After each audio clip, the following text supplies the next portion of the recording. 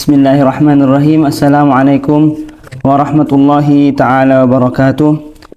Alhamdulillahirabbil alamin wa bihi nasta'in ala umurid dunya waddin. Wassalatu wassalamu ala habibi rabbil alamin sayyidina Muhammadin wa ala alihi wa sahbihi ajmain. Subhanaka la ilma lana illa ma 'allamtana innaka antal alimul hakim. Rabbi shrah li sadri wa yassir li amri wahlul 'uqdatam min lisani yafqahu qawli, amma ba'd. Para pemirsa MZT Malang Raya dimanapun Anda berada, yang mudah-mudahan kita semua diberkahi oleh Allah Subhanahu wa taala. Melanjutkan daripada kajian kita daripada kitab Ta'limul Muta'allim karangan Imam Az-Zarnuji radhiyallahu anhu, wa kadzalika fi sa'iril akhlaq nahwi al-jud wal bukhli wal jubni wal jur'ati wa takabburi wa tawaddu'i wal 'iffati wal israfi wa taktiri wa ghairiha. Kemudian kita juga wajib, di sini masih dibahas tentang kewajiban mencari ilmu. Kita juga wajib mencari ilmu yang berhubungan dengan akhlak. Nahwi al-jud, seperti kedermawanan. Kita juga harus mencari bagaimana cara kita agar dermawan, bagaimana cara kita untuk mengambil sesuatu agar kita termasuk orang yang dermawan. Kemudian wal bukhl, pelit, bagaimana cara kita agar terhindar hal-hal yang seperti ini, terhindar dari sifat pelit tersebut. Wal jubun, kemudian penakut. Penakut di sini bukan artian daripada takut kepada hal yang gaib, tapi di sini takut akan hal-hal yang sudah ditentukan oleh Allah Subhanahu wa taala, seperti takut mati, takut tidak mendapatkan rezeki, atau takut apapun itu. Ini yang dibahas di sini. Wal jur'atin, kemudian berani. Wa takabburi, kemudian hal yang membuat kita sombong. Apa hal yang membuat kita sombong itu? Apa yang harus kita hindari dari hal-hal yang menyebabkan kita sombong. Kemudian wa tawaddu'i, kemudian bertawadhu'. Wal 'iffati, kemudian bagaimana cara kita menjaga dari hal-hal yang haram, dari hal-hal yang kurang baik. Kemudian wal israf, bagaimana agar kita tidak menjadi orang yang boros. Kemudian wa taktir, adalah hal irit yang berlebihan, ya. Hampir dikatakan pelit, tapi ini masuknya ke irit, ya, irit yang berlebihan. Kemudian wa ghairiha, fa innal kibra wal bukhla wal jubna wal israf haramun.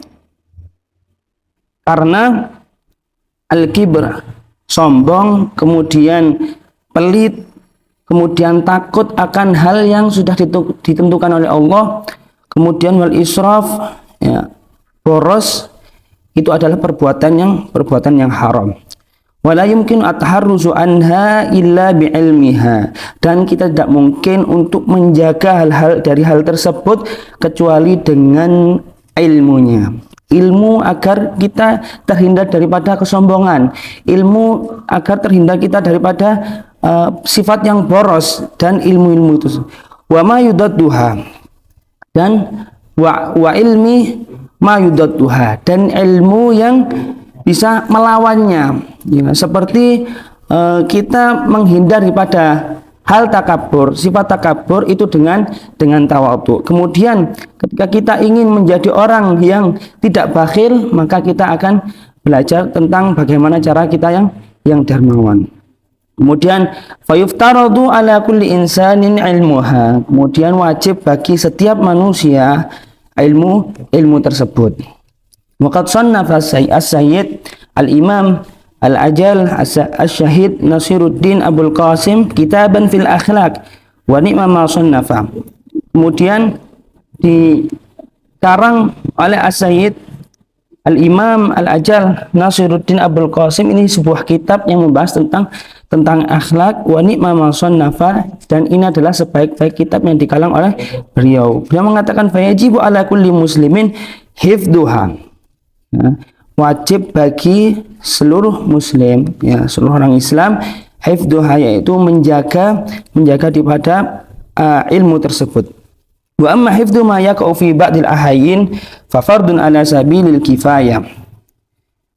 Akan tapi menjaga ilmu yang ada pada waktu yang kita butuhkan, fa fardun ala sabilil kifayah, maka hukumnya fardun kifayah. Idza qama bihil ba'd fil baldati saqata anil baqin. Ketika ada seseorang yang sudah melaksanakan ilmu tersebut atau mempelajari ilmu tersebut, maka saqata anil baqin, yang lainnya gugur. Maka tidak wajib untuk yang lainnya karena sudah ada yang melaksanakannya. Fa in lam yakun fil baldati ma yaqumu bihi ishtaraku jami'an fil ma'sami. Kemudian ketika satu kota tersebut tidak ada yang melakukan atau tidak ada yang mempelajari ilmu tersebut, maka seluruh kota ishtaraku jami'an, seluruh orang di kota tersebut fil ma'sam, dalam keadaan berdosa. Wajib 'alal imam ayya'murahum, dan maka wajib bagi seorang imam atau seorang pemimpin terhadap kota tersebut untuk memerintahkan kepada mereka belajar akan ilmu tersebut. Wa yujbira ahlal baldati ala dzalik, kemudian boleh untuk seorang imam, seorang pemimpin untuk memaksa mereka ahlul baldah untuk mempelajari ilmu tersebut. Baqila bi anna ilma ma yaqa'u ala nafsihi, dan dikatakan sesungguhnya ilmu yang ada pada diri kita yaitu fardhu ain fi jami'il ahwali bimanzilatut ta'am. Maka seperti halnya makan. Ketika kita ingin makan, maka kita akan mempelajari hal-hal yang berhubungan dengan makanan tersebut. Maka kita wajib untuk belajar. La budda min kulli wahidin min dzalik, maka yang dinamakan fardhu ain itu adalah ilmu yang diwajibkan untuk setiap orang. Wa ilma ma yaqa'u fi ba'dil ahayyin bimanzilatid dawa yahtaju ilaihi fi ba'dil awqat. Kemudian ilmu yang ada di sebagian keadaan bimanzilatid dawa yahtaju ilaihi, seperti halnya obat yang tidak semua orang butuh, akan tapi fi ba'dil awqat, dan tidak semua waktu kita butuhkan. Maka kita dianjurkan belajar ketika kita butuh. Maka di sini hukumnya fardul kifayah. Kemudian wa ilman nujum bimanzilatil marad fata'allamuhu haram. Kemudian ilmu nujum. Nah, ilmu nujum sebagian ada mengatakan ini adalah satu penyakit. Ya, satu penyakit. Ilmu nujum ini adalah ilmu yang membahas tentang bagaimana masa depan. Biasanya contohnya dengan mana sih, lihat jarimu, oh bentuknya seperti ini. Oh berarti kamu besok akan rezekinya seret. Nah, itu seperti meramal.